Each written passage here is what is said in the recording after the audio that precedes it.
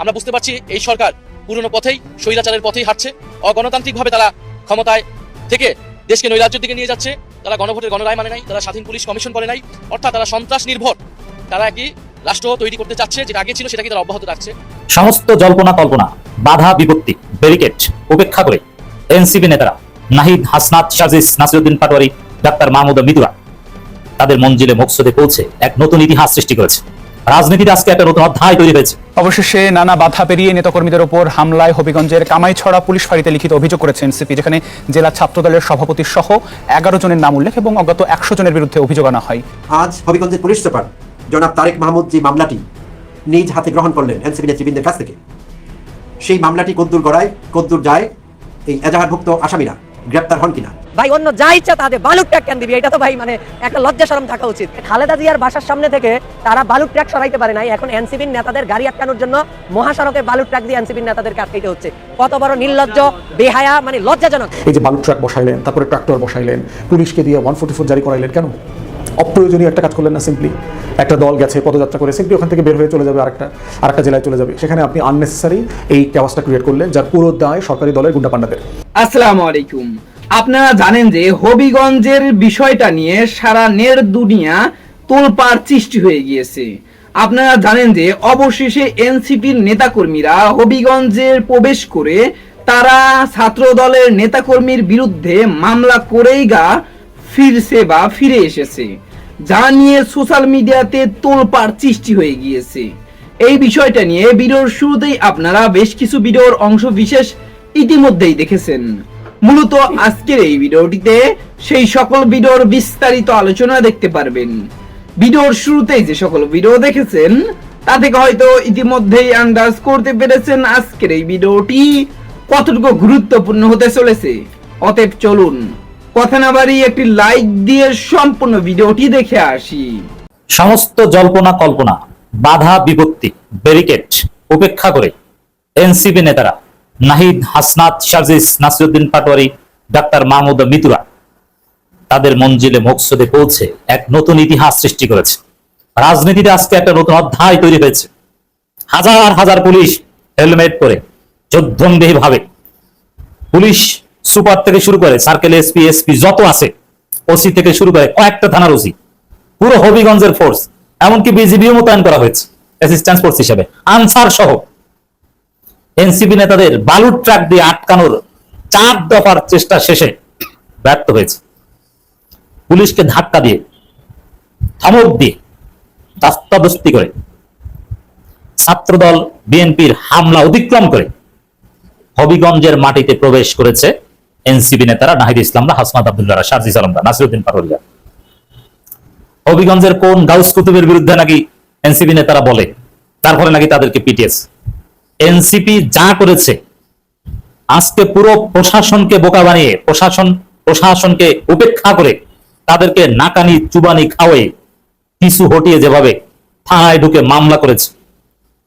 এবং নাহিদ ইসলামের একটা বক্তব্য শুনলাম, স্পষ্ট কথা, যে মামলা না করে এখান থেকে আমরা নড়ছি না, মামলা হবে তারপরে তারা মৌলভীবাজার যাবে।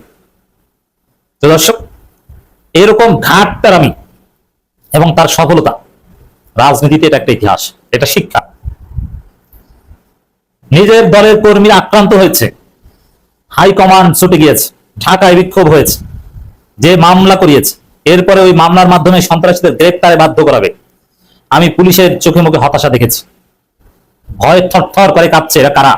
হাসনাত আব্দুল্লাহ যখন হুঙ্কার গর্জন দিচ্ছেন, নাসিরউদ্দিন পাটোয়ারি যখন ধমক দিচ্ছেন, নাহিদ ইসলাম যখন আঙ্গুল উঁচু করে কথা বলছেন, তখন পুরো পুলিশ প্রশাসন থরথর করে কাঁপছে। কেন? এরা কারা? এরা তো পুরো হাসিনা বাহিনীকে ধসিয়ে দিয়েছিল। এই পুলিশ, এই সবাই ওই সময় চাকরি করতো 24 জুলাইতে। এই নাহিদরা তো এই পুলিশকে পরাজিত করে 5 আগস্টের বেশ আগেই তাদেরকে গর্তে ঢুকিয়ে দিয়েছিল। এদের সাথে বাড়াবাড়ি করছি আমরা না? এটা তো কঠিন। তারা ভয় পাচ্ছিল, তাদের কথাবার্তা যখন হাসনাত আব্দুল্লাহরা বারবার প্রশ্ন করছিল, আপনারা আমাদেরকে নিরাপত্তা দিবেন, আপনারা আমাদেরকে বাধা দেন কোন আইনে আছে, আপনারা নিরাপত্তা দিতে পারলে দিবেন, সহযোগিতা করতে পারলে করবেন, নইলে আমাদেরকে যেতে দিন। মুখ শুকিয়ে গেছে, একটু বারবার পানি খাচ্ছিল। রাজনীতি করলে এরকমই করা উচিত। দিন শেষে নাসিরউদ্দিন পাটোয়ারি হাসনাতদের উপর গ্রেপ্তারকারীরা গ্রেপ্তার হোক বা না হোক, 4 জায়গায় মতান্তরে 5 জায়গায় ব্যারিকেড উপেক্ষা করে, ব্যারিকেড ভেঙে পরাজিত করে, আশেপাশে পুলিশকে সহযোগিতার জন্য বিএনপির হেলমেট বাহিনী ছিল আওয়ামী প্যাটার্নের, পরাজিত করে জায়গা মতো পৌঁছে গিয়েছে। এই যে ঘটনা, এটাই হচ্ছে বিজয়।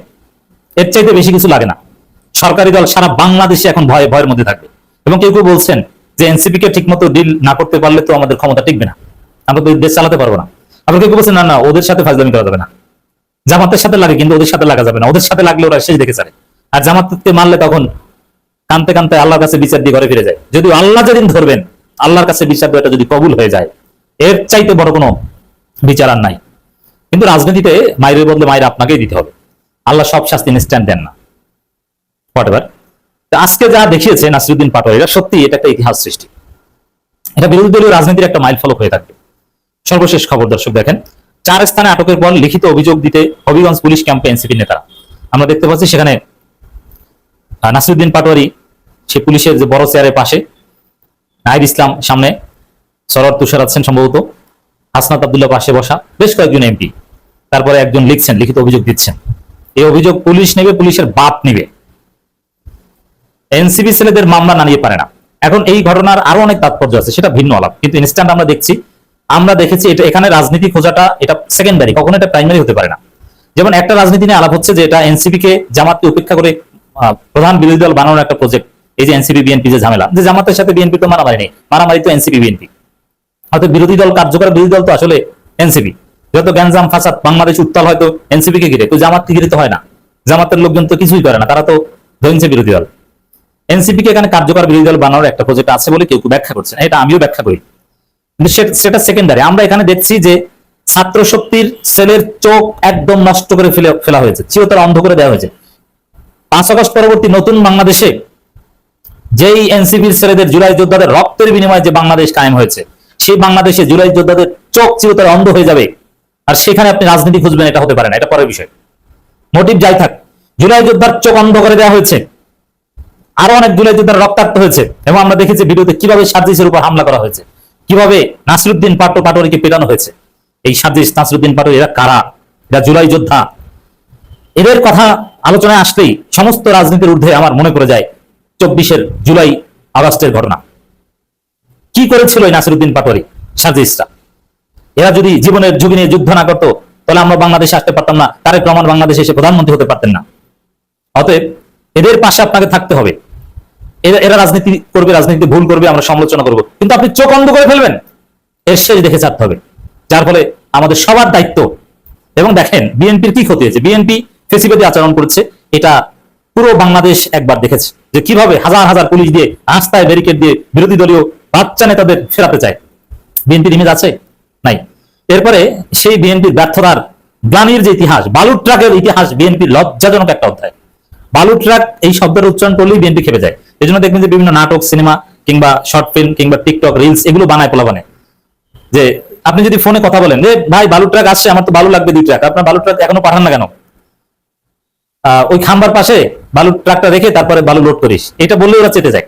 তা বালু ট্রাক বিএনপির একটা লজ্জাস্কর, একটা গ্লানিময় একটা অধ্যায়। সেই বালু ট্রাকের ছবি এই প্রজন্মের যারা দেখে নাই, কারণ 2013 সালে তো অনেকে ছোট ছিল, এই প্রজন্মের যারা বালু ট্রাকের ছবি দেখে নাই, এরা সবাই বালু ট্রাকের সাথে পরিচিত হলো। আজকে বালু ট্রাক বাংলাদেশে ভাইরাল, বিএনপির মান সম্মানে 12টা বাজছে। এই জন্যই বলছে এটা একটা নতুন ইতিহাস এবং হাসনাত সার্জিসদের একটা ঐতিহাসিক বিজয়। হবিগঞ্জ তো ভাই আর গোপালগঞ্জ না যে ওইখানে যাওয়া যাবে না। হবিগঞ্জে যাবে রাস্তার মধ্যেই বাধা, হ্যাঁ শ্রীমঙ্গলের মধ্যেই বাধা, ওইখানে আবার ট্রাক রেখে দিছে। আবার যে ট্রাকটা রাখছে ওই ট্রাকের মধ্যে বালু ছিল না, দেখলাম পাটোয়ারি এবং সবাই মিলে ধাক্কায়া ওই ট্রাক সরাই ফেলছে। বালু থাকলে তো আর সরাইতে পারতো না। এই ট্রাক নিয়ে কিন্তু অনেক কথা হয়েছে, তাই না? এই ট্রাক এই যে গুলশানে ম্যাডামের বাসায় সামনে রাইখা দিছিল, তখন কেউ সরাইতে পারে নাই, কেউ সরাইতে আসে নাই। কিন্তু ওই টাইমে রাস্তায় নামছিল কারা জানেন? শিবির রাস্তায় নামছিল। সেদিন শিবিরের একজন শহীদ হয়েছিল, ওনারা রাস্তায় নামছিল, কিন্তু তারা নিজেদের দলের জন্য, নিজেদের নেত্রীর জন্য নিজেরা রাস্তায় নামে নাই। কত রকম কথা তো শুনছি আমরা, তাই না? শেখ হাসিনা কি বলতো, আমি এটা মুখে আনতে চাই না। আমাদের মাননীয় প্রধানমন্ত্রীকে যে শব্দটা ব্যবহার করতো আপনারা তো জানেন, যা তা বলতো। কই কাউকেই তো দেখলাম না কোনোদিন একটা মানববন্ধন করতে। আজ আপনারা ক্ষমতায় আছেন বইলা এই দুঃসাহস দেখাইতেছেন। ঠিক হুবাহুব ভাই, একেবারে ডুপ্লিকেট, কপিরাইট খেয়ে যেতে পারে তো, যে আমরা যা যা করতাম তোমরা ঠিক তাই তাই করতেছো। এই মুহূর্তে ভাই হেলমেট ছাড়া, খালি ওনাদের হেলমেট থাকতো ছাত্রলীগের, তাদের হেলমেট নাই। দেখবেন আগামীতে যারা হেলমেটের ব্যবসা করেন, আপনারা দোকানে মাল উঠান, এই হেলমেট বিক্রি হবে আগামীতে, অনেক বিক্রি হবে, দাম বাড়ায় দেন, ডবল দামে কিনা নেওয়া যাবে, কারণ এই হেলমেট বাহিনী আবার রাস্তায় নামতেছে। সিমটমে বোঝা যাচ্ছে তো ভাই, কারণ আপনারা দেখলেন একজনের চোখ নিয়ে গেল, গাড়িতে হামলা করলো, আর ওই ড্রাইভারটাকে মারতেছিল। ড্রাইভারটা বারবার বলতেছিল যে আমি ড্রাইভার, এই গাড়িটা আমার না, মালিকের গাড়ি, আমি মালিককে কি জবাব দেবো, গাড়িটা তো ভাঙলো, রড দেয় পিটায় তার হাত পা গুলো ভাঙ্গা দিল। দেখেন হুবাহুব ছাত্রলীগের মতো না, যার জন্য বললাম ওই হেলমেট বাহিনী আবার রাস্তায় নামবে, হেলমেট ব্যবসা আবার চাঙ্গা হবে। অথচ কি হওয়া উচিত ছিল বলেন তো? নিশ্চয়ই আমাদের প্রধানমন্ত্রী, স্বরাষ্ট্রমন্ত্রীকে বলা উচিত ছিল যে এক্ষুনি প্রেস ডাকেন, প্রেস ডাইকা সবার সঙ্গে কথা বলেন, এগুলো অন্যায়, এইভাবে কেউ কারো গায়ের উপরে হামলা করতে পারে না, এটাকে আমরা রাজনৈতিকভাবে মোকাবেলা করব, হামলা কইরা তো হবে না। আর আমাকে যখন বলতেছে আমি তো গায়ে মারতেছি না, এই বার্তাটা দিয়ে দেন সারা দেশের মধ্যে, তাহলে বিশৃঙ্খলা বন্ধ হয়ে যাবে ভাই। হ্যাঁ, মাঠ পর্যায়ে একটা মেসেজ চলে যেত যে প্রধানমন্ত্রী বইলা দিছে এটা নিয়ে হামলা টামলা করা যাবে না, যার যা ইচ্ছা বলার স্বাধীনতা আছে, কেন বলবে না? আপনারা বলেন না কেন? আপনারা বলেন, অলরেডি তো বলতেছেন না, যা ইচ্ছা তাই বলতেছেন। এই যে রাশেদ খান, আম তারেক, আরো অনেকেই আছে, এরা কি না বলতেছে? তাদের উপরে কেউ হামলা করছে? তাদেরকে কেউ মারছে? মারে নাই। বলুক, বলতে দেন না, বলতে বলতে কাহিল হয়ে যাবে তো। কিন্তু এই যে হামলাটা করলেন, আবার আজকে মামলা করতে দিচ্ছেন না, পুলিশ দিয়ে যে ঠেকায় দিলেন, পুলিশের ইমেজটা কোথায় গিয়া দাঁড়াইলো? হ্যাঁ ভাই, পুলিশ বা কি করবে বলেন? পুলিশকে তো হুকুম পালন করতে হয়, পুলিশ মানে হুকুমের দাস ভাই, উপর থেকে যে অর্ডারটা আসবে সেটাই পালন করতে হবে। অর্ডার করছে যাও শ্রীমঙ্গলই আটকায় দাও তাদেরকে, যেন হবিগঞ্জে ঢুকতে না পারে, ওইখানেই আটকায় দিছে। বৃষ্টি হইতেছে ভাই, ওর মধ্যে পুলিশও ভিজতেছে, এনসিবি ওরাও ভিজতেছে, রাস্তার মধ্যে দাঁড়ায় রয়েছে, গাড়ি ঘোড়া বন্ধ, সব কিছু অচল, পুরো হবিগঞ্জই অচল। কিন্তু সরকার যদি একটা প্রেস কনফারেন্স করতো, অসুবিধা কি ছিল? প্রেসের সামনে যদি বলতো স্বরাষ্ট্রমন্ত্রী এই কাজটা ঠিক হয় নাই, এবং যারা এই হামলাটা করছে তাদের 2-4 জনকে ধরলে অসুবিধা কি? তারা তো ফৌজদারি অপরাধ করছে, তাদেরকে তো ধরতে হবে। যতক্ষণ পর্যন্ত তাদের না ধরবেন এটা মীমাংসা হবে না। তো এটা মীমাংসা হবে না। পুলিশের মুখে শুনলাম এটা নিয়ে মামলা হইলে তারপর আমরা ধরুম। মামলা হইতে হবে কেন ভাই? আপনি তো নিজের চোখেই দেখতেছেন, এই যে একজনের চোখ নিয়ে গেছে, হামলা হয়েছে, গাড়ি ভাঙছে, পিটাইতেছে, নিজের চোখে দেখতেছেন। কারা কারা এই হামলা করছে এটা তো অনলাইনে ওদের নাম ঠিকানা সহ পাবলিক সব কিছু জানাই দিতেছে। আপনারা কেন জানতে পারতেছেন না?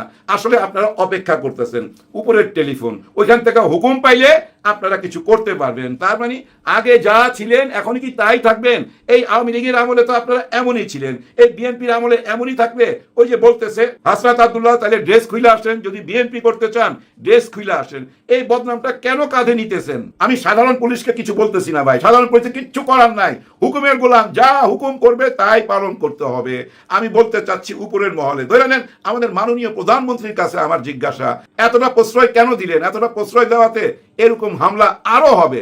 তাড়াতাড়ি একটা প্রেস কনফারেন্স করেন, এবং স্বরাষ্ট্রমন্ত্রী যদি প্রেসের সামনে বলতে পারে যে আইনে যা আছে তাই হবে, এটা একটা ফৌজদারি অপরাধ, এটার বিচার হবে, অপরাধীদেরকে আইনের আওতায় আনতে হবে, দেখবেন কালকে থেকেই কিন্তু সবকিছু ঠান্ডা হয়ে যাবে। এরকম বিরোধ কইরা দেশ কেমনে চালাবেন আমার মাথায় ঢুকে না। হ্যাঁ ভাই, কার সঙ্গে না বিরোধ? এই যে নতুন করে বিএনপির সাথে এনসিপির বিরাট বড় বিবাদ হয়ে গেল, এর মধ্যে তো ভাই দেখছেন আপনারা জামাতে ইসলামের সাথে তো লাইগাই রয়েছে আরেকটা দল, বিশাল দল রয়ে গেছে, কে? আওয়ামী লীগ। তারাও তো আপনাদের পিছে লাইগা রয়েছে। এই 3 দিক থেকে যখন আপনাকে খোঁচা মারবে বা আপনার দিকে এই চারিদিক থেকে যদি ভাই সবাই মিলে আপনাকে অশান্তিতে রাখে, আপনি শান্তিতে দেশ চালাইতে পারবেন? মাননীয় প্রধানমন্ত্রী একটু চিন্তা কইরা দেখেন, জনগণ আপনাকে ভোট দিছে, কারা ভোট দিছে? ধরে নেন আপনার বিএনপির লোকেই আপনাকে ভোট দিছে, আর কেউ ভোট দেয় নেই। যেভাবে নৌকার ভোট নৌকায় জিততো, ঠিক সেভাবে ধানের শীষের ভোটেই আপনি জিতছেন। ধরে নেন আর কেউ ভোট দেয় নাই, তার মানে কি আপনি আর কারো প্রধানমন্ত্রী না? আপনি তো দেশের প্রধানমন্ত্রী। আপনি নিজেই বলেন সবাই আগে দেশ। আমি মনে করি সবাই আগে মানুষ। হ্যাঁ, মানুষ আগে, মানুষের মনে শান্তি আনেন। কে ভোট দিছে, কে ভোট দেয় নাই, কে কোথায় কি বলছে, কার মুখের ভাষা কি, এইসব নিয়ে যদি বিভেদ করেন, দেশের উন্নতি করবেন কেমনে? দেশের উন্নতি করতে পারবেন না তো। এই যে এখন মুখে তালা দিতে চাইলেন না, মুখ রুখে দিতে চাইলেন, বাঁশ দিয়ে বাইরে চোখ কানা কইরা, দেখবেন আরো বাইরে যাবে। হ্যাঁ, আরো বাইরে যাবে, শব্দ বোমা চারিদিক থেকে আসতে থাকবে। কয়জনকে থামাবেন? সবচেয়ে বড়, আমি আশা করছি সম্পূর্ণ ভিডিওটি দেখেছেন এবং এই ভিডিওর সাপেক্ষে আপনার কি মতামত সেটা অবশ্যই কমেন্ট বক্সে জানিয়ে যাবেন। ভিডিওটি ভালো লেগে থাকলে শেয়ার করতে ভুলবেন না। আমাদের এই চ্যানেলে নতুন হয়ে থাকলে চ্যানেলটি সাবস্ক্রাইব করে চ্যানেলের পাশে থাকবেন। আর যারা ইতিমধ্যেই চ্যানেলটি সাবস্ক্রাইব করেছেন তাদেরকে অসংখ্য ধন্যবাদ। দেখা হবে নতুন কোনো ভিডিও নিয়ে, ততক্ষণ সবাই সুস্থ থাকবেন। আল্লাহ হাফেজ।